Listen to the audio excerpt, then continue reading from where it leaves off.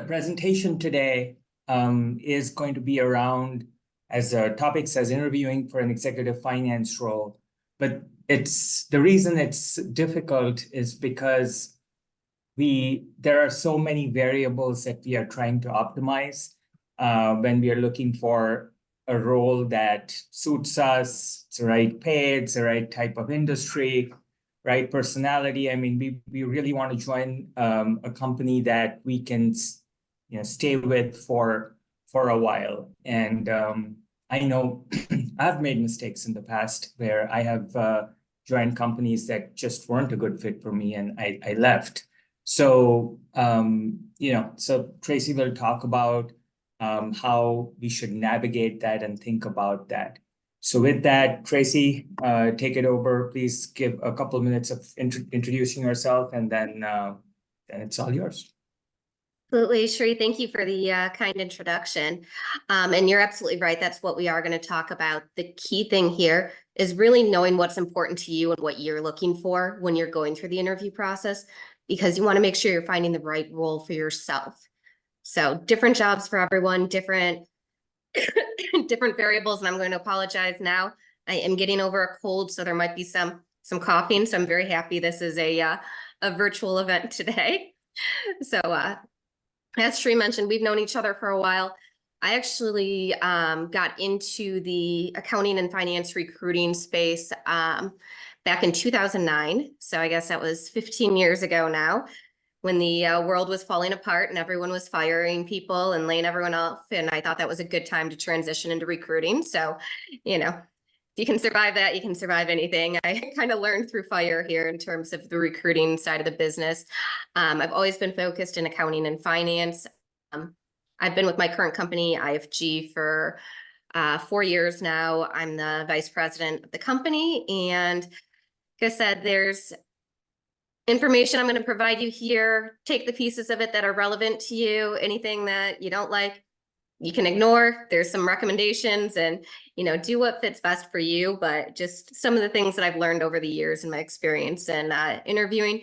Hopefully this will help you guys as you navigate the waters here.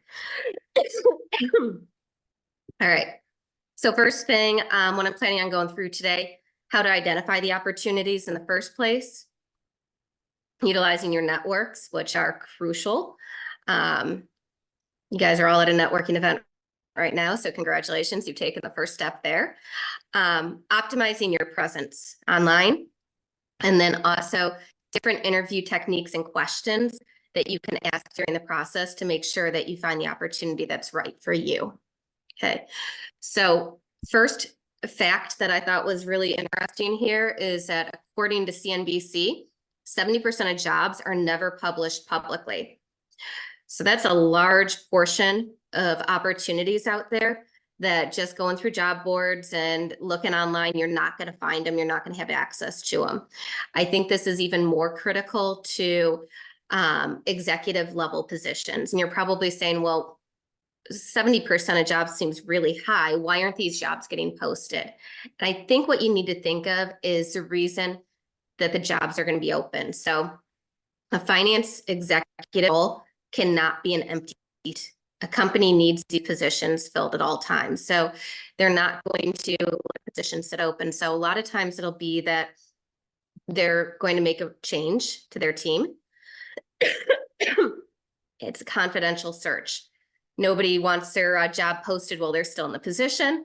They're going to find out that they're being replaced, right? So those jobs will never make it out there. A lot of times for other big changes in a company, a retirement or new ownership coming in, perhaps, the key executive level roles, they're not going to tell the rest of the organization necessarily that they're making these changes until they have the predecessor lined up for it. Reason is it just, they want to make sure that they're not really rocking the boat at all, that they're keeping things smooth and in transition. So that's one of the big reasons why these jobs aren't posted out there. So the way that you're going to have to find them is by using your network. Okay. So according to the U.S. Bureau of Labor and Statistics, 85% of jobs are filled through networking. And again, number sounds high, and a when they think of what their network is, they're keeping it too small. You're thinking friends, family, your inner circle, right? But I want you to kind of expand your thought on what your network is. So when I'm talking about network, what I'm talking about is that immediate circle first, your friends, your family, your colleagues, your acquaintances. These are the people that know you best. These are the people that are going to be most willing and likely to help you. And surprisingly, it's a group of people that most individuals do not reach out to when they're in a job search. You got to remember, just because a friend isn't in your field or a family member isn't in your field, they will help you. You never know who your college roommate's uncle is. Could be that they've got connections that are actually going to be able to help you with this, and they're going to talk very highly of you if you're a good friend of theirs, right? Next step, I would include in your networking groups as part of your network. So different types of networking groups. So this group I'd classify as a specialty specific. So all of you have something in common. You're finance and accounting executives. You've got peers that you can talk to. The great thing about the networking groups is you're getting access to colleagues that might know about opportunities that might not be the right fit for them, but it might be the right fit for you that they can tell you about. You're also, a lot of these organizations will have job boards or networking newsletters that'll go out with some of these unposted job opportunities. Okay. Next one would be industry specific. So don't forget about these types of networking groups, especially if you're in a specialty field. So construction, for example, get involved in some construction networking groups, because you're not going to have just finance executives. You're going to have access to CEOs. You're going to have access to HR representatives. You're going to have access to other people that will expand your network within that specific field. Geographically specific networking groups could be good too, especially if you're looking through your search criteria for the idea job, and location is one of your key criteria. Look at some of these geographically specific groups. So examples would be the Executive Club of Chicago, right? If you're downtown. I know a member of this organization that does, I believe, a lot with the Naperville Chamber of Commerce. So again, get involved with some of these organizations if that's important to you. The other group is the generalist group. So these ones are going to be a little bit harder to find specific opportunities related to you, but the generalist groups are normally very connected, kind of super networkers. So if you go to these, they're very open to making introductions outside of work. So you just have to know that those are probably not going to be an immediate job opportunity. It's going to be through a couple steps of introduction. So don't rule them out, but another thing to look at for networking groups. I consider your professional resources to also be part of your network. So recruiters like me are there to help expand your network. So we're out there, we're talking to hundreds or thousands of different companies, right? So we are going to have access to confidential searches, jobs that aren't posted on boards. So make sure to take advantage of recruiters, and I'll say recruiters as plural, because no one recruiter is perfect. You want to make sure you're working with a couple different recruiters, because we all have different relationships. So if you're only working with one recruiter, you might miss out on some opportunities. If you're working with a handful of trusted recruiters, you're going to get access to a wider net of opportunities. And again, with recruiters too, make sure that you're working with one that meshes well with you, because everyone's got different styles. They've got different specialty areas. So kind of weed them out and figure out which ones you like. The other area within professional resources are your outplacement services. If you have them through an organization that you were leaving, take advantage of them. I mean, they're incentivized to help you find your next opportunity. They'll make connections. They'll help you reach out to individuals as well. And the final part of your network is your social media expanded. So not the people you know directly, but think of your like second connections. These are people that you do want to have access to as well. You've got your professional through LinkedIn. You've got your social as well. So your Facebook, Twitter, any of these would be considered part of your network. So a lot of us have a lot broader network than we initially thought that we had. So the biggest part of that is, how do you actually go about tapping into this network? So I say this first part kind of joking, but tell everyone. Obviously, this depends on what type of search you're doing. If you're doing a confidential job search while you're in a role, you probably don't want to tell everyone. But tell the people that you trust, your expanded network. Let them know that you're doing a confidential search. Let them know that you're out there, because otherwise they might think that you're happy in your role. And they might know about something and they're not telling you because they don't know that you're looking. So you've got to make sure that you're utilizing your network in that way. Ask individuals that you meet or individuals that you know for referrals and introductions. So a lot of people don't ask for these. And when you ask for them, the key is to be specific. So if you meet a person and you say, yeah, I am looking for a new opportunity, anyone you could introduce me to would be great. Our minds don't work that way. As soon as you say anyone you could introduce me to would be great, you leave this big blank space out there, right? Like your mind is almost over computing and you don't come up with a specific name or person to introduce them to. So if you're more specific about it and say, I would love introductions, if you know anyone within the manufacturing industry, mid-market, in the Western suburbs, I would love an introduction. Now you've narrowed it in and our minds kind of like work like a file cabinet, right? We can actually start thinking about specific names once you put it more in terms that people can deal with, right? So make sure that you're doing that when you're asking for introductions instead of being too broad with it. And the next piece of introductions is most people want to help you with the introductions. They want to do them, but we get tied up in life and we want to make sure that it's easy for them to make an introduction for you, right? My best recommendation is if you want an introduction, don't ask your buddy when you're out for drinks and then never follow up on it again. He'll probably say yes and then forget about it. What you need to do is ask them at some point. If they say yes, they're open to the introduction, say, great, I'm going to send you an email introduction that you can use.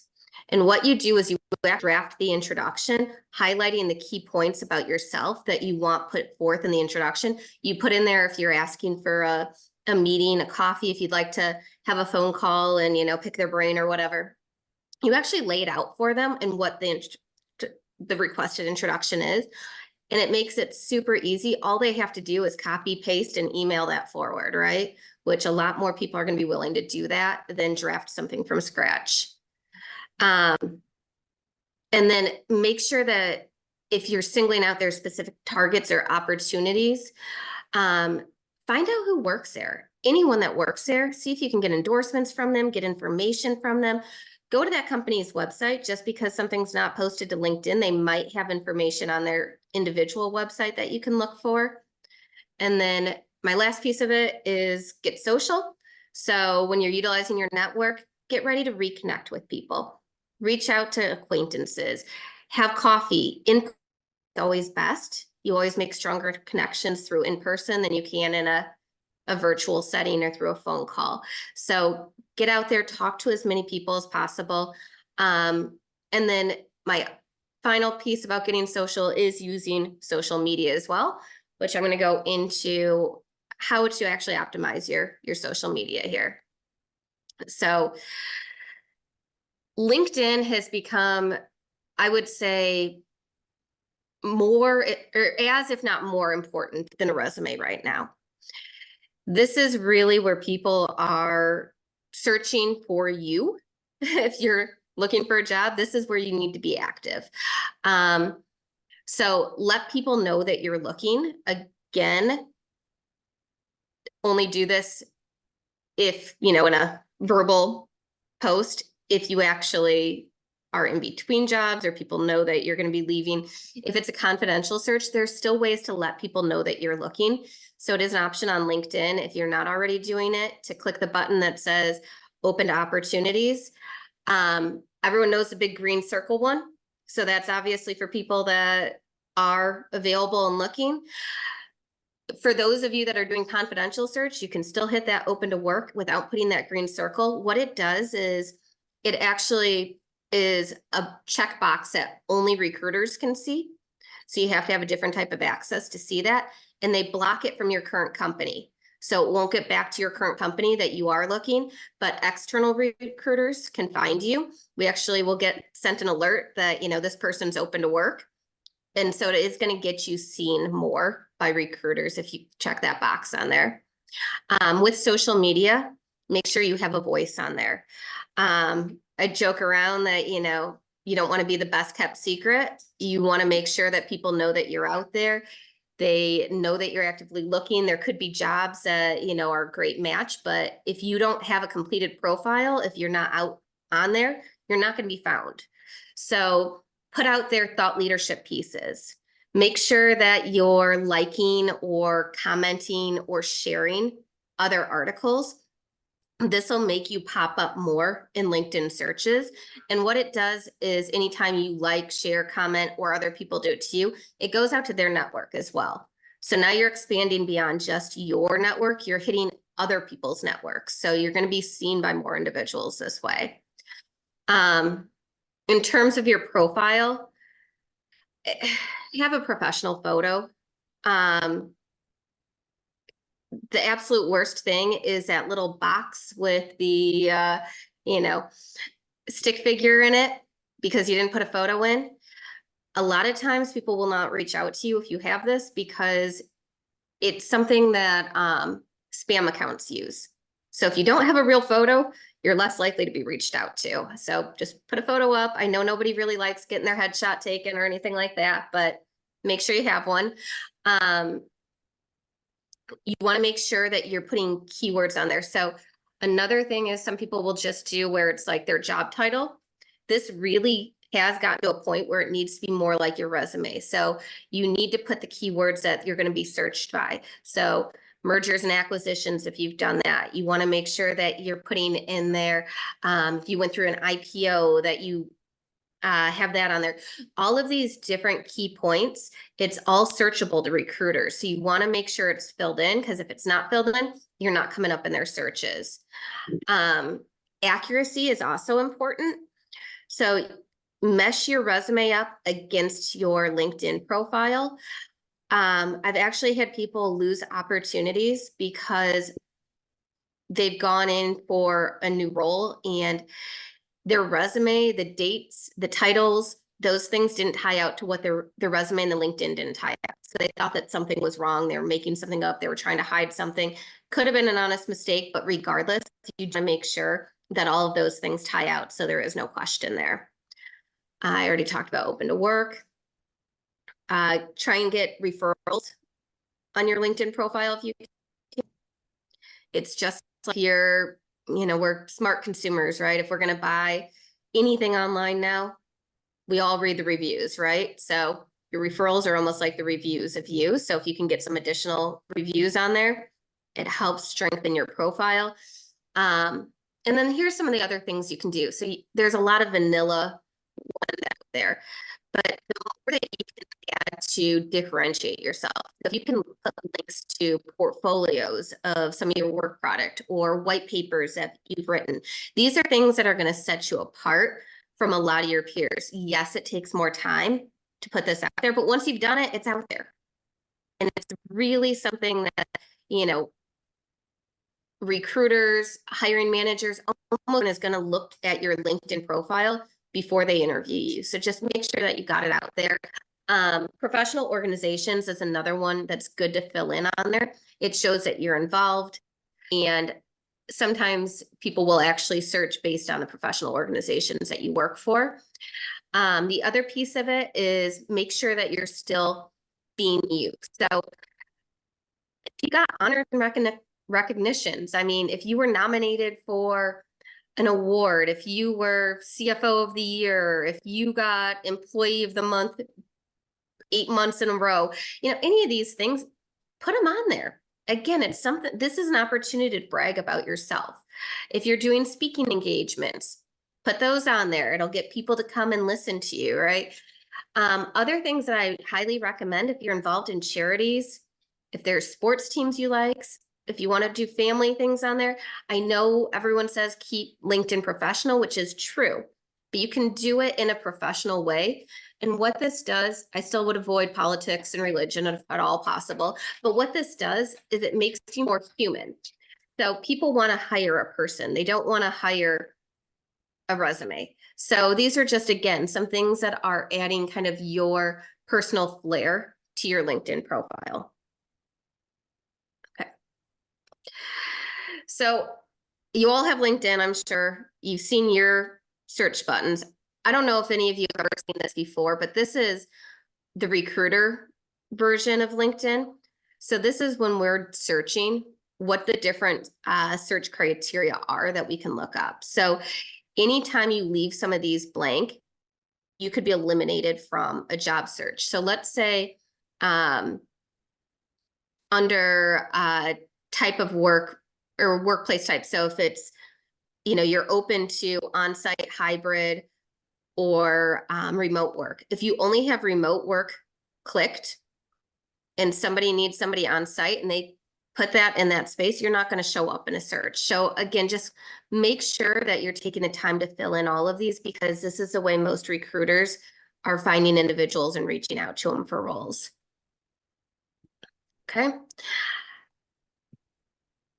All right. So according to a study by LinkedIn, and I know it's kind of old, I would actually say this number is probably higher now, but in 2017, 35% of participants said a casual conversation through LinkedIn messaging led to a new opportunity, which is why we're making sure that we optimize our LinkedIn profile.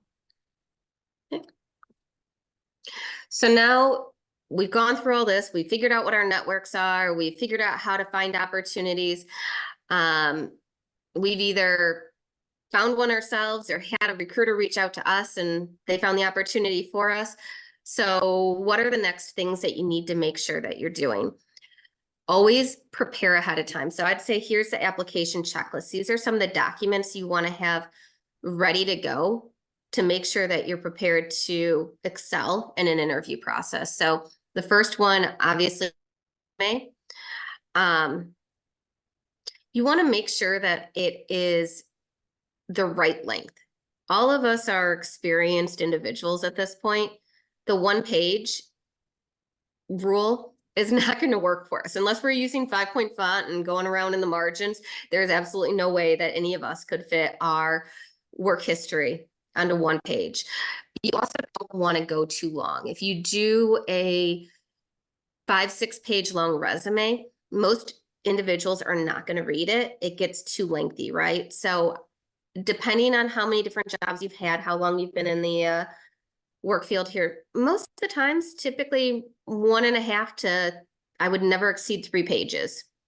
If you're starting to go too long, you can do summaries at the end where, maybe your last couple jobs or whatever, it's just previous work experience, and all you have is the title and the company. Something like that to condense some of the space on there. But if you're going back, 40 years and it was your first ever job as a staff accountant and you're now applying for a CFO job, you don't need to do full details on it. Okay. It's not relevant anymore. Make sure there's no spelling or grammatical errors.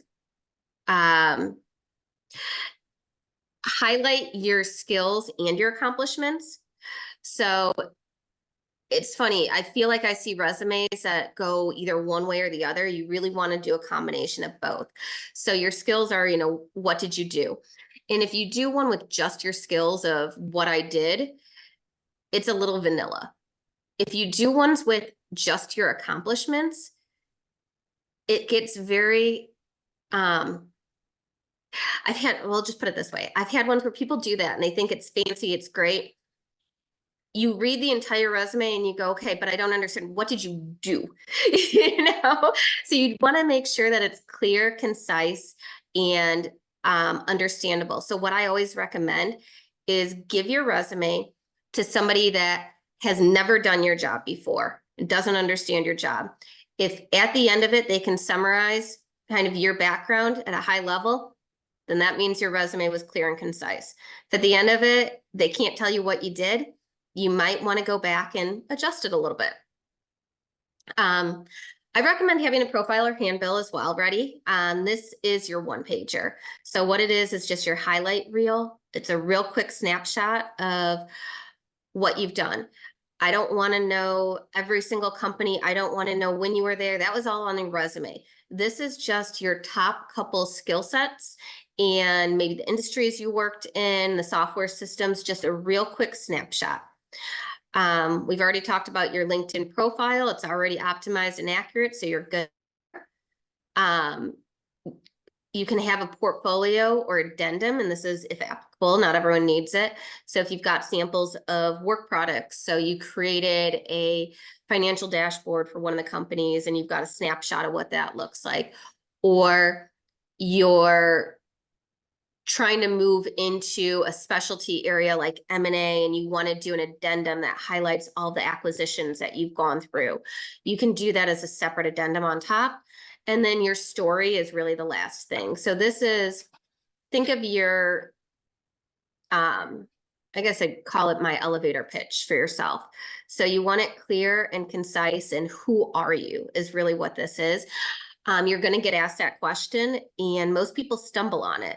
They don't want to go back to, in childhood, you used to play basketball and, you grew up in whatever neighborhood. That's not what they're asking. What they're asking is, a clear, concise picture of who you are summed up in under a minute. Okay. All right. So going through this process can be discouraging. Sometimes you're going to start sending out resumes and you're not going to be getting interviews, or you're getting a first round interview, you're not getting called back. So it can be challenging, but what I would say is don't get discouraged. Make sure that we're going through and let's recheck it. So are you using your network? So let's say you're sending out your resume to a bunch of different places and you're not getting any callbacks. Are you looking to see if you know people at those companies? If you know people at the company, are you asking them to recommend you or bring your resume over for the job? Anytime that you have a person in there rooting for you, you're going to have a more likely chance of getting the interview than if you don't. Check your resume, get those second opinions that I was talking about. Is it clear and concise? Is it easy to read? Does it highlight what you've done? I would also look at it compared to pull out your top 3 jobs that you're interviewing for and go line by line through what their qualifications are that they're looking for the job, and see if you can find it on your resume. You might have done it and didn't even realize that you didn't put it on your resume. And this is why you're not getting callbacks for these positions. Okay. The other factor that it could be, if you're, again, sending out resumes and not getting callbacks, is sometimes formatting on resumes can kick them out of a applicant tracking system. So big culprits of it are any of the times we've got these hard lines that cross across a, some of these applicant tracking systems that your resume is feeding into are going to see these as an end of a page. And a lot of times, we put our name up there and our address and our phone number and then end a page. So they never actually get to see your resume. So if you think that could be an issue, talk to one of the recruiters you have. I mean, we can run them through our ATS systems and see if we're getting any issues on them or things where they're popping up funny. I can show you, how they're running through some of the other ATS systems, but that could be one of the issues. And then that's a quick and easy fix, and you get the resume back out again, because unfortunately, everything is tech-based. And if you don't get it into the hands of an individual because it got kicked out automatically through the system, you're never going to be seen. Make sure that you're following up. So if you apply for a position, if you do an interview, you haven't gotten feedback, it's okay to follow up with the individual. Just say, is this a position that I'm still being considered for? Sometimes the interview process could be delayed. It could be that, something got mixed up in the shuffle. So being persistent, following up, shows your interest in the pin and is perfectly acceptable to do. And then the other thing that I say is make sure that you keep looking. Sometimes we find a job posting online and it sounds perfect and it's everything we want. and we almost get it in our minds that that's our job, and we stop our search, right? We've never interviewed for this job. We don't really know what the job's like. All we have is this, fantastic job description online. So what I'm saying is don't fall in love with a job until you've started going through the interview process. Keep your search going at all times, okay? All right. So finance executive roles, especially, they're highly competitive. And because of this, there are going to be multiple rounds of interviews. On average, for our executive, we're seeing 4+ interviews taking place. It can be a different combination of individuals. Sometimes it's a one-on-one. Sometimes they do panels where there's multiple people at once. But you can expect that you'll be meeting with probably somebody from HR and recruiting. A lot of times when you're in an executive position, they'll have you meet with your team members. So the direct individuals that you'll be overseeing. A direct manager is pretty much guaranteed to be on the panel there. Executive roles, especially the CEO, president, owner, are likely going to be involved in the decision. And depending on the organization, you might get the board of directors or a PE firm involved as well. So just kind of plan in your head that there will be multiple stops. It's not going to be 1 or 2 interviews and you roll off. They typically take longer as well. So on average, we're seeing the interview processes ranging anywhere from 3 to 8 weeks in duration for a finance executive role. Factors that'll influence this obviously are the size of the organization. Typically larger organizations are a little bit slower in the process. Smaller organizations on average tend to be a little bit more nimble, but that's not always the case, right? Other things to consider on what might drag out the process a bit if travel's involved. So either you need to travel out there or an individual needs to travel into town to meet with you. That is going to potentially extend the time that it takes. And then coordinating schedules. So what time of year it is. If it's year-end close, if it's around the holidays, it tends to drag out the process longer, right? Just because people aren't in the office, they're on vacations, whatever it might be. So just go into it with an open mind. If it's been a few weeks and, it hasn't progressed to the next step, it doesn't necessarily mean that you're out of the process. It just might mean that they're coordinating internally. If you're working with a recruiter, ask for frequent updates. This can help you through the process. Hopefully they've given you accurate timeline in terms of what to expect. All right. Our different interview types. So we all know these now. We've got phone interviews, we've got video interviews, we've got face-to-face interviews. There's pros and cons to each of them. Phone interviews are convenient, but they're the least personal. And I actually think they're the hardest interviews to do. Because you don't get the feedback. You can't read the cues of individuals that you're talking to. There's a very strong chance of over talking. So I'll get into that. But your biggest thing, make sure you're in a quiet room. You've got good reception. I say no distractions or computers, because here's what a lot of people will do. Is they'll pop their resume or they'll pop LinkedIn profiles or whatever it is up on their computer because nobody can see them. They're on their phone. Well, you can tell as soon as they're reading, right, off of their resume. So you don't want to actually be sitting in front of a computer, or you might have an email pop in. That's going to be distracting to you. So if at all possible, get away from any distractions, including computers. What I recommend doing is actually, and I know it sounds silly, but stand up when you're taking your phone calls, and smile. I know it sounds weird. Nobody can see you. You're like, hey, Tracy, I'm on a phone. You can't tell if I'm smiling or not, but you actually can, believe it or not. You can tell in the inflection of somebody's voice whether they're smiling or not, and you typically come across as having more energy in terms of the way that you sound. So that's the other reason that they recommend standing up, is that it tends to cause you to have more energy in your voice just naturally if you're standing or moving than if you're sitting down. So I know it sounds silly. I don't know the psychology around it, but trust me on this one. The other piece, like I said, the over talking, any interview this can happen, but phone interviews, it's more likely to happen. So if you're asked a question, my recommendation is typically try to answer it within 1 to 3 sentences. About 1 minute, if you're adding everything together, is about the most that you're going to want to do.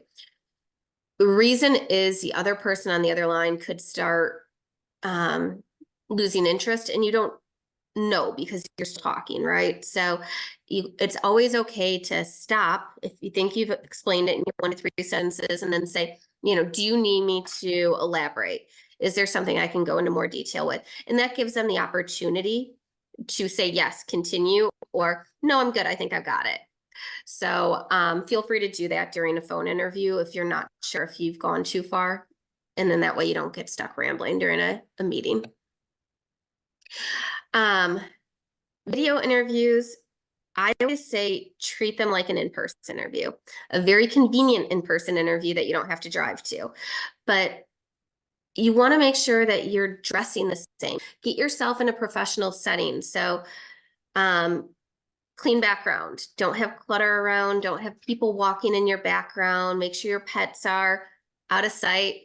I love them. I love little furry animals popping into pictures, but during an interview for an executive level position, you don't want it to happen.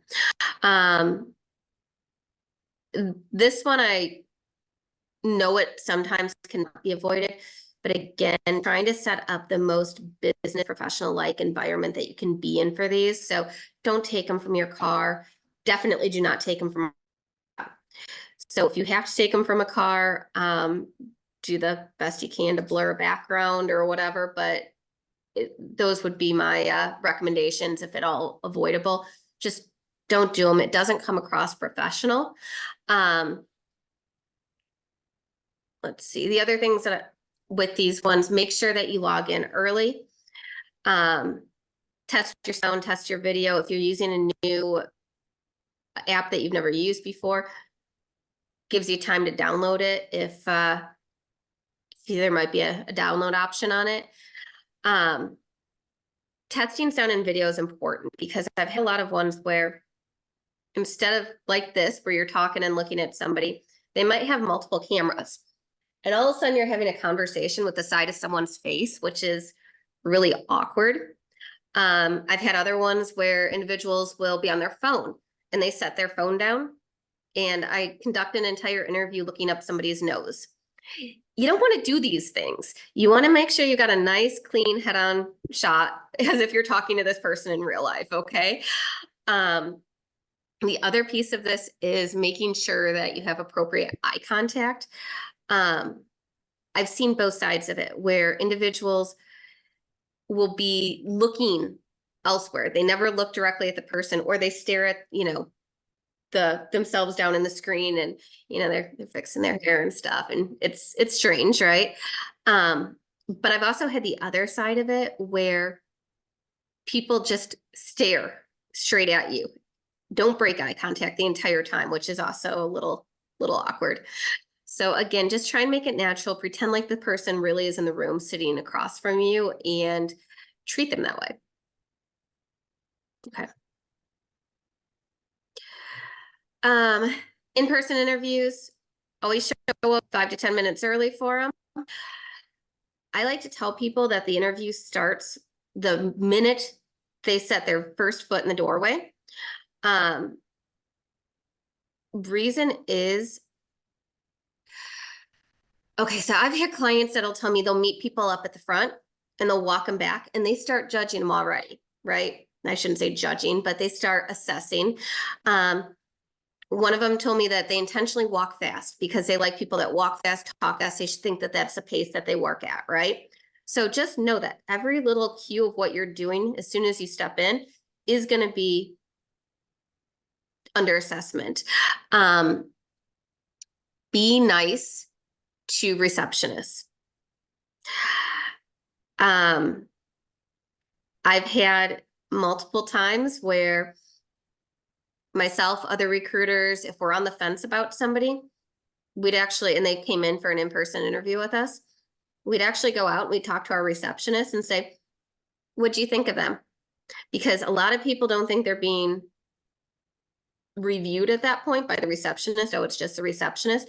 She would tell us so much information about individuals, like, you know, which ones were friendly, which ones weren't, which ones were rude to her, you know, those information we wanted to know. So just know that it does happen as soon as you step foot on there. These are all going to be individuals that you're working with. So put your best foot forward. Come prepared with your resume, your portfolio, your articles. You know, most of the time, you probably aren't going to need to give them to anyone, but have hard copies of them so you're prepared if you need them. Okay. The other thing that I recommend doing during a in-person interview is another kind of behavioral psychological thing. It's called matching and mirroring. So what this means is as you're interviewing for a position, people tend to feel most comfortable with individuals that are similar in behavior, right? So if you're talking to somebody and they're talking really fast, if you talk incredibly slow, it's actually almost off-putting to them. So if they're talking fast, if you talk fast, they start feeling more comfortable with you. If they're leaning back like this and you lean forward, it makes them uncomfortable. So again, if they're leaning back, kind of leaning back, so mirroring their behaviors, it actually is a psychological thing that makes people feel more comfortable with you. It's a good thing for interviewing. So I know, again, kind of a weird tidbit, but hopefully it helps. I like to tell people if they took the time to go on site to ask for a tour of the facility. Reason you're doing this is it gives you an opportunity to see basically everyone that you'd be working with. Look and see if people are talking to each other, if people are smiling, if it seems like it's a cooperative group, if you know, they've got a break room set up and they're celebrating John's 10th work anniversary and they've got cake out there. I mean, these are kind of cues in terms of the cultural environment that you're going to go into. The other reason to do it is it shows an interest in the organization, especially if it's a manufacturing company. If you want to go and see kind of what the product is, or, you know, a lot of times they're actually very receptive to that because it shows that you're taking it a step further. You want to know what they do, how they do it. And I always tell people just be prepared to meet others in an in-person interview. It's normally a good sign. If they bring in an additional individual, I know it throws you off a bit because you don't have time to do your research on them, but just kind of be prepared if they do bring others in. It happens pretty frequently. And this is our research portion of it. So I know I'm talking a lot here. I apologize, but always go in. Always go into an interview having done your research first. So take the extra time to go in, look at the company. Obviously, you want to know the basics. What do they do? What's revenue? How many employees? Ownership type? Have they been in the news? Go on Glassdoor, see if there's any employee reviews out there. Look at how many locations there are. So come in as prepared as you can, knowing any of the information that you can about the company. I know some of this information won't be out there if it's a small public or privately held company. You might not be able to get revenue numbers or ownership type, but then these are questions you can bring up during the interview. The other step is do your research on who's going to be interviewing you. Title, I always look at how long they've been at a company and what their progression has been there. I think that can tell you a lot about an organization. I look at what past companies they've worked for. I look to see if I've got any connections in common with them. I look to see what school they went to, look at professional organizations. I know I'm starting to sound stalkerish, but there's a reason I'm doing this. If you can find commonality with an interviewer, it's very easy to then kind of break the ice. So maybe find out that you guys both went to the same college. Great information to know going into it, because now you've got a nice, easy segue. Oh, you know, I saw you were went to Illinois State, go Redbirds, you know, oh, what dorm were you in? It just branched into the interview a lot easier. here's the thing, especially for executive level roles, you're not just interviewing on your skill set, they're interviewing you on your personality, your behavior. Are you an individual that can lead their organization? So they want to get to know you as well. Okay. So go in with examples prepared, make sure they're clear and concise. So specific examples. I can't tell you how many times I've heard of companies asking, oh yeah, you know, so have you done mergers and acquisitions before? And the response being, yeah, I've done that before. They want more than that. You know, you've got to go into detail for them so they know what you did, when you did it, how you did it. Using real numbers is key. Again, finance people, we like numbers. Normally the key things that they're going to be interviewing you for, that they're looking for, is examples of growth, process improvements, and cost savings. Those are kind of your trifecta right there. So make sure you've got an example of every single one of those. So here's kind of my examples, and we're going to show how they progress. So you don't want to say, I worked for a fast growing company. Okay, great. If you take it one step further and you said, I grew the company from 50 million to 200 million over 4 years. Okay, now we got some numbers. Now it's getting a little bit more interesting. But to really kind of sell that example, the best way to do it would say, I grew the company from 50 million to 200 million over 4 years by executing successful acquisitions and expanding into a new market. So now it's not just what I did, but how I did it and what the end result was. Here's an example from month-end close. Instead of I improved month-end close process. Next example, I decreased the month-end close from 8 days to 5 days. Best example, I decreased the month-end close from 8 days to 5 days by designing automated report templates that replaced a manual process. Okay, so you can see how it's still clear, concise. You can get it out pretty quickly, but it's giving numbers, it's giving exact examples, and it's giving what the end result is. So these are typically what they're looking for when they're asking these types of questions. Okay. We can never cover all of the questions that will be asked in an interview. Fortunately, most companies have gotten away from the kind of crazy questions that they were asking 5-10 years ago, when it was cool to ask questions like, describe the color yellow to a person that can't see. Or if you could be a brick in the wall, would you be a low, middle, or high brick, and why?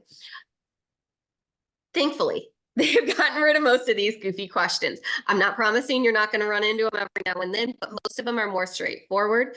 You're going to get your questions. You tell me about yourselves.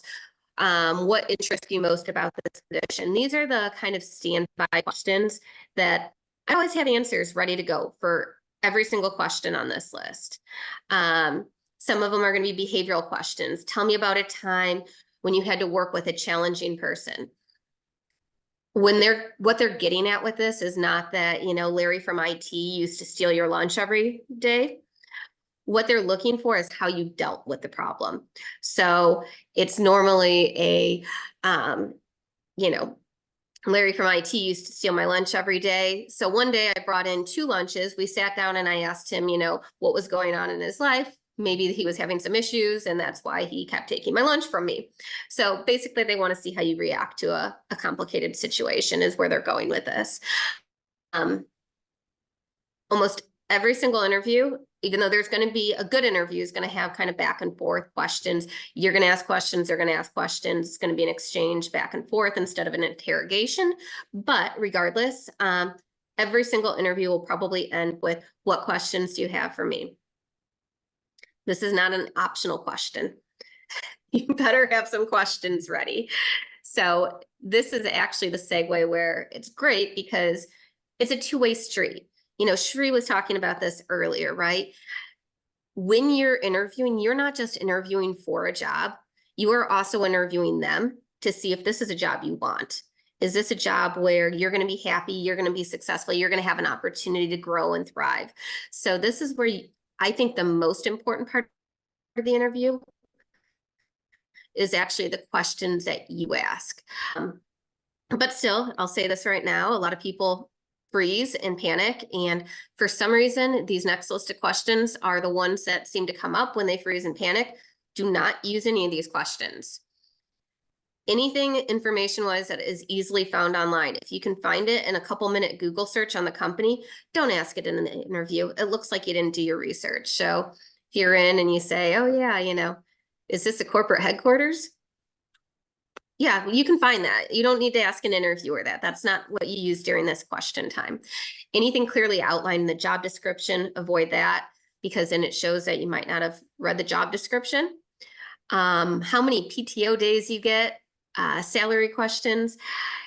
People panic. These are the ones they go for. Benefits, salary, 100% important questions, but this isn't the time or place for them, right? That'll be a separate conversation. This is for you to start asking questions about kind of sorting out the job if it's something you want to do. So here's not a complete list, but some of the lists of questions that I've used in the past. I would recommend asking hard questions. You don't want to do all layup questions. Ask the hard questions. Listen to the answers, but also watch the reactions, because when you ask a hard question, you're going to be able to see how open and honest the individuals are willing to be with you. This is going to tell you what kind of leadership team that you're getting involved with. If you ask a hard question and they bristle at it, or have a hard time answering it, or kind of are dirty about it, and you can tell that maybe that's not there, it's just a red flag to keep in mind. Okay. So these questions all are based on behavioral organizational type situations. I would say that the behavioral or organizational questions, these are fantastic questions to ask HR recruiters. A lot of people look at the HR and recruiter interview as kind of a, oh, do I have to do this type of an interview? Oh, it's not all that important. But I'm going to tell you right now, for anyone that likes sports, I consider interviews to be kind of like a single elimination in sports. If you don't get past that interview, you're not going to get on to the next round. So take every interview seriously, treat them all the same way. And like I said, the HR ones really can give you some beneficial information that you might not be able to get from the finance side. So this is the questions where I start asking more around, like, what's the tenure of your current team? You want to ask questions like this because now you're going to know what you're walking into. If you find out that you've got a revolving door and every 3 months your entire team turns over, you want to know that going in, don't you? I like asking people what attracted them to an organization, because this gets them talking not only about themselves, which people love doing, but it also gets kind of to the heart of what they think is important. Okay. I like asking, this is a great one for HR, is how would you describe the culture of the finance team or company? So any of the culture questions, they're going to be good at answering these. What type of leadership style works well with the team and with other leaders? So this is going to be your kind of way of figuring out if you're going to fit in with the team. If you find out that the leadership style is kind of dictatorship and they don't work well together, I don't know if they'll tell you that in an interview always, but they might kind of, again, look for those reactions. What do you think sets the organization apart? This one's an interesting one, and sometimes it is a harder one to ask, so decide if you want to use it or not. But what are the most common reasons why people left the organization? So this is kind of the turn on, when they ask you, what do you think your greatest weakness is? This is theirs, right? So nobody really likes talking about it, but you can get some good information this way. I like to know this, how many of your leaders were promoted from within versus hired in. This is going to show kind of what you're up against. So if every single other leader was promoted, you're the first outsider coming in. Again, not to say rule it out from the opportunity, but just so you know what you're getting into. I like to ask how organizations respond to change. And then I like this one as well, which you might want to ask again to HR because they'll have a broader view, but how is the finance organization viewed by the rest of the organization? So again, you're going to see if you're considered a partner or if they see finance as kind of a burden, right? Next group of questions I go through are going to be more kind of job specific. So again, obviously you don't want to go through this whole list, spread them out, grab a couple that make sense to you. But why is the position open is one I would absolutely 100% tell you to ask. Reason being, you're going to find out if somebody was promoted. You're going to find out if somebody is in there right now and they're not doing a good job. You can find out why they're not doing a good job. See if it's, again, a good fit for you.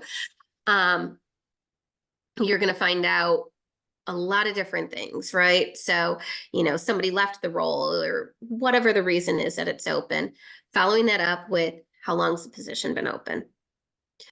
There have been times where I've had individuals that have gone and taken a new opportunity and they didn't realize that that company had been sitting without a CFO for 8 months. And they had a backlog of work that they were now going to have to take on because everything started going out the door as soon as the old CFO left, right? So again, it just helps you understand what you're getting yourself into. I like asking questions around what success looks like in 30 days, 90 days, a year. This will give you more insight into if their expectations are realistic or not. And also if they have a strategy. What would the previous person that had this role say was the biggest challenge? They can't always answer this for you. There's only a handful of people that might be able to do this, but if you can get that, again, it's going to kind of lay out for you what you might be facing going in. What is the intended career path for this position? So if you're taking on a senior vice president role and you really want to get to CFO role, this point they might say, oh, well, I don't know, right? Or they might say, well, the CFO is looking to retire in 3 years. Ideally, we're hoping this is a backfill position that will take on that CFO role. So it's going to let you know if you're going to have that progression that you're looking for in your career. Are there existing documents, SOPs, and policies? Again, just knowing what you're getting yourself into. I mean, some companies have them, some don't. You're going to know how organized they are. Systems that they use, if they tell you they're a $300 million company and they're still operating off of QuickBooks. Again, you might find out that the company's not really tech savvy or doesn't want to invest in resources that you need. So I'd ask if that's something that they're looking to upgrade their ERP system in the near future. And then I always like to find out how long the close process is. If you're in a couple days, it's probably a well-operated machine that you're getting into. If they tell you it takes them 25 days to close the books, you know that you're going to perpetually be reporting on old information. So again, and then the other side of what I would recommend asking about is the strategic side. So this probably isn't going to be the HR individuals answering this. This is going to be more the CEO, the board of directors, the private equity firm. So what are your growth projections for this year? So you want to see what kind of growth path they're on. Are you looking to grow organically or through acquisition? Again, more around strategy. Are there any plans to sell the company, go through a capital raise, go public in the coming years? This is going to be important if you're looking for, the number one thing for you is stability, and you find out that they're looking to sell the company in a year or 2 years. It could be a big impact on if this is the right role for you or not. Any major projects impacting the finance team? Historically, how has the finance team grown in proportion to the company growth? So this is a good one, again, to see if you're going to be able to get the resources you need to keep your team growing and moving the way that you want. I like this one, but when did the company last experience a downturn? What caused it, and how did the company respond to correct it? So this is almost a behavioral question for the organization. And then I like asking, how would you summarize the strategy for the company? But the key to this is asking it to multiple people and seeing if they all give the same answers. That way you know that it's a cohesive and consistent strategy, that they're all in the same direction on that one. And then I like asking about their change management approach, just to see again how much support you're going to have if you go in and your job is to make improvements or change up the company. Understanding the way they approach change management is going to see if you're going to have a bunch of roadblocks up against you, or if you're going to be able to go in and do the things that you want to do within that organization. So here are my biggest tips when you're going into the interview process. So make sure that you know what you want. So think ahead about why you're leaving your current role, what you liked about past roles, what you didn't like about past roles. What are your key things? Is it salary? Is it location? Is it work-life balance? Is it so that you can pick your kids up every day at 3 o'clock? You know, whatever your most important things are, know them ahead of time and make sure that the jobs that you're looking at line up with what you really want. Sometimes, you know, we see this fantastic looking job. Oh my goodness, I could be the CFO of Tesla and it would be the coolest job ever. But maybe it doesn't really line up with what I want, because I'm not moving, for one. I've got my kids, I've got, you know, and you've really got to be honest with yourself about what you want and what's the right role for you at this point. Use the information you have. So as you're going through the interview processes, if you learn tidbits, use that. Keep growing on it. For example, let's say you find out a private firm owns it. You can figure out which one it is. You can do research on what their strategy is. So let's say they're a hold for 5 years and sell, and you know that the company, the PE group, purchased them 4 years ago. You use this information. Be confident but humble. So every organization that we talk to says that they want, you know, this confident leader, but it's a fine line between confident leader and you can't be arrogant when you're going through it. So you need to be able to talk up your skill set without coming across as a know-it-all, right? So energy and positivity is another thing. No company wants to hire Eeyore, because this is a person you're spending time with, somebody you're working with, right? Not saying you need to be Tigger and jumping all over the place. That's not the type of energy that I'm talking about. What I'm talking about, though, is just, you know, kind of that upbeat, can-do attitude is the type of energy that they're looking for. A lot of times they might lead you with questions like, oh, you know, why'd you leave your last organization? And it's opening a door to go down kind of a path where you get negative and you're talking about an organization. Even if it was the worst organization in the world, do not take the bait. Okay. Just, it wasn't the right fit for me. A line or two, have it planned out ahead of time, but don't go on kind of that rant fest about, you know, they did this wrong and they did that wrong and I hated this about it. You know, you really need to kind of stay positive and upbeat throughout the interview process. I already mentioned kind of being real with yourself. This one's interesting. So if you have more questions, get them answered.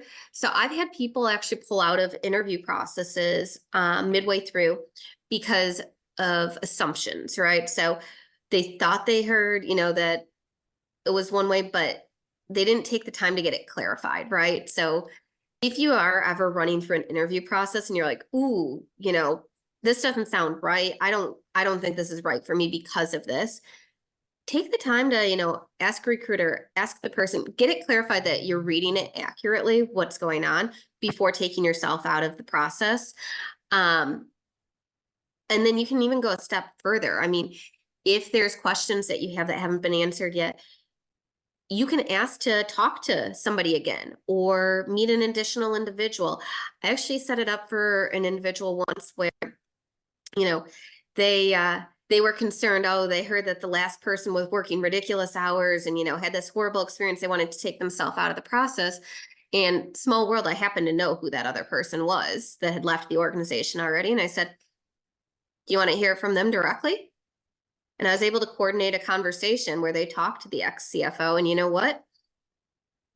Their fears were actually not accurate. They were able to talk and they said, no, that wasn't what happened. Here's what happened. And we're able to explain it. So, again, just kind of make sure that all questions are being answered, and ask for feedback along the way. So especially if you're working with a recruiter, after every round of interviews, what they say, what feedback do you have? You can get little tidbits, like if they say, hey,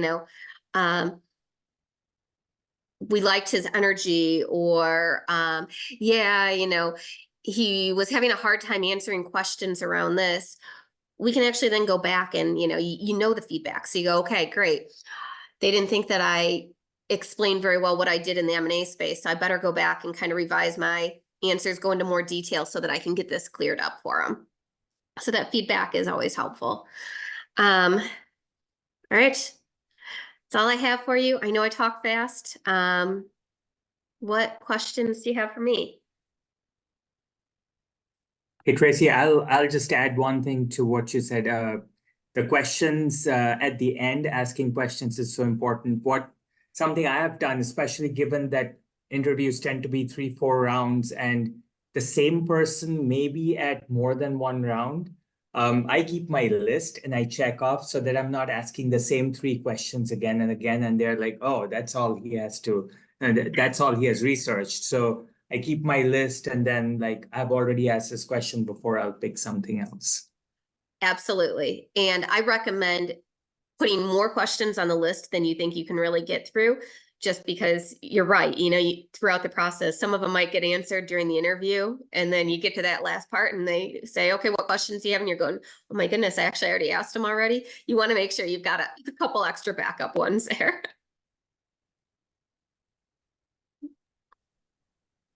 Hey, Tracy, this is Matt Oy.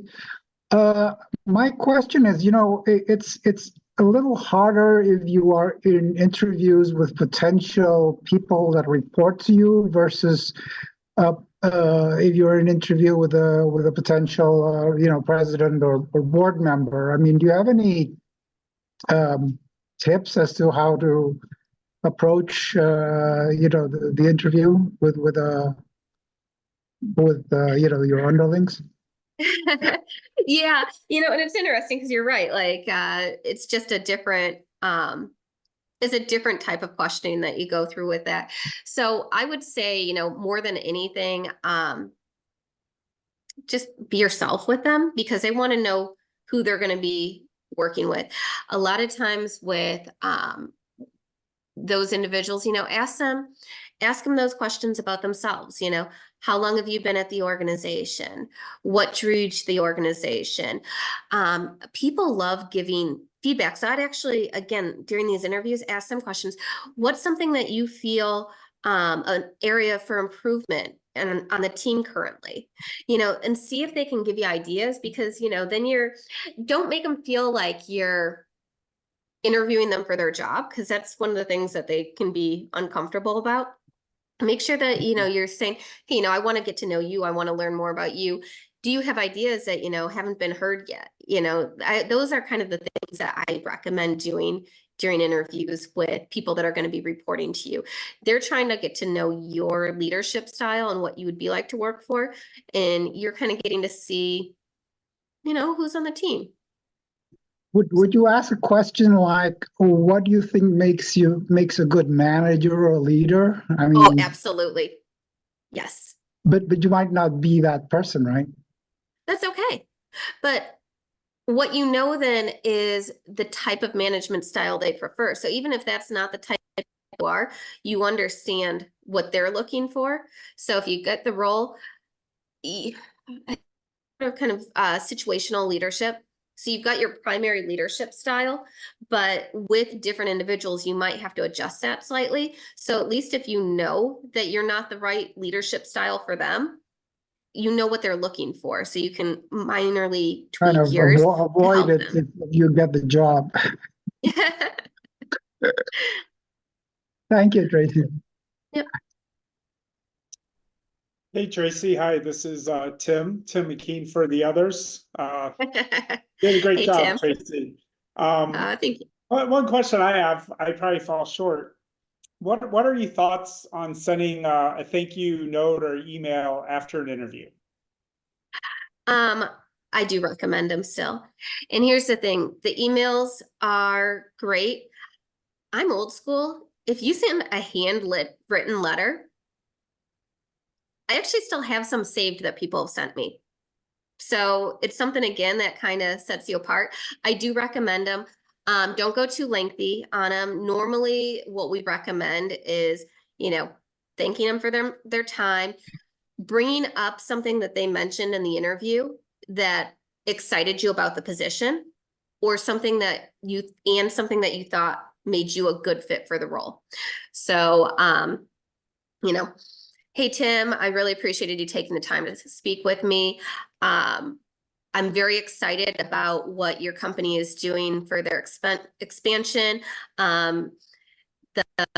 aggressive acquisitions that you're looking to do is something that really draws me to this position. I was able to do that in my past company by doing 8 acquisitions over a 2-year period. I look forward to continuing these conversations with you. Something along those lines where you're actually kind of reiterating something that makes you a good fit for the role too. Thank you very much. Yep. Tracy, I had a question. Not so long back, the advice always used to be, if you have experience in 2 or 3 different industries and you're open to jobs in those different industries, tailor your resume to highlight what you have done in those areas, kind of focus there. But of course, now you are saying, LinkedIn is where everything is, and that is what it is. You won't have 4 LinkedIn profiles. So does it still make sense to tailor resumes, or okay? Absolutely. So LinkedIn's normally how they're going to find you. So that's why you need those search keywords in there. It's also going to be, like I said, they're going to look at it, but people still use resumes. So if you've got specific industries, add it in there.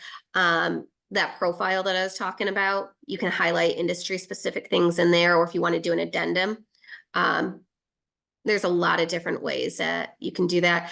You're able to work off of multiple resumes. I've had so many people, they're like, oh no, you can only have 1 resume. I'm like, no, you can't. You can have as many as you need, as long as all of them have accurate information on them.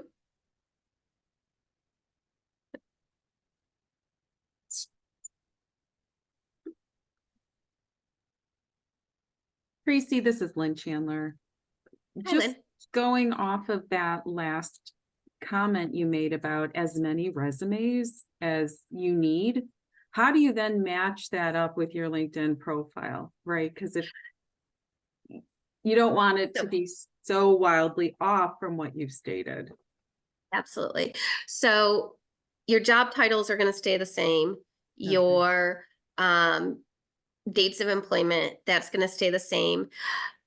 Most skills will be the same, but as Shree's mentioning, if it's industry specific, or maybe you're applying for a role where it says, I keep using M&A, so I'll use it again, but acquisitions are key because that's what this company is really going for.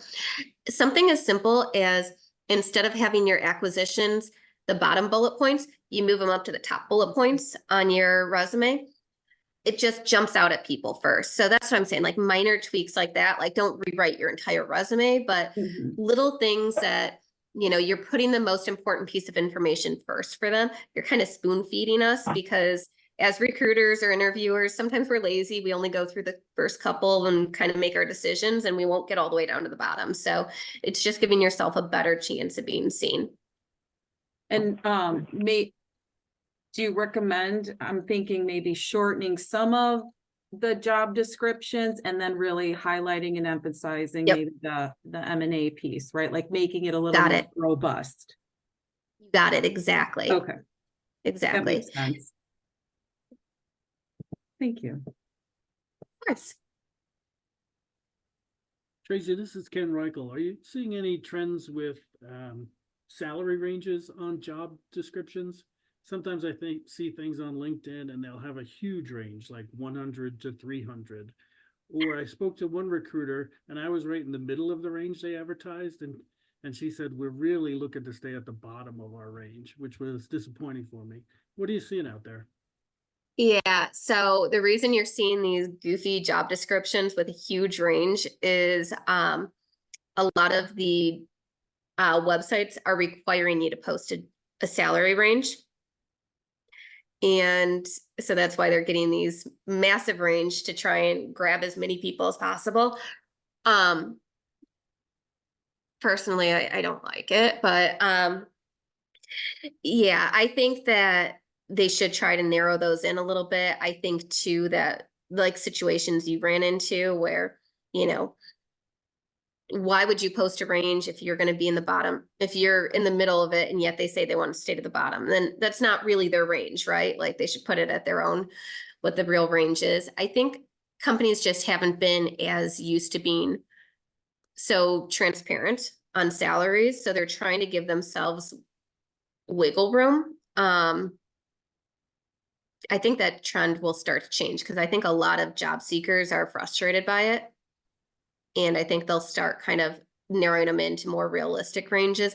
Like I said, it's very new that they're requiring people to do that. So it could just be, you know, also these job postings are sometimes thrown up by the HR generalist that's, you know, 1 year out of college and she doesn't know. So she throws in what she thinks the range is. Just right. Well, could be the issue as well. Tracy, this is Kevin Gerton. And first of all, thank you for your presentation. But some states are now requiring you to post the salary range. Colorado is one of those. Yes, absolutely. Yeah, that's what I'm saying. And these job sites are requiring it. So I am saying they are going to continue to post the salary, but what they're going to do is not have quite as wide a range. So some of these ones where they're paying, they'll say a salary range of 75,000 to 150,000. And you're like, well, those are two totally different ballparks we're talking about. So I think they're going to start narrowing those ranges in.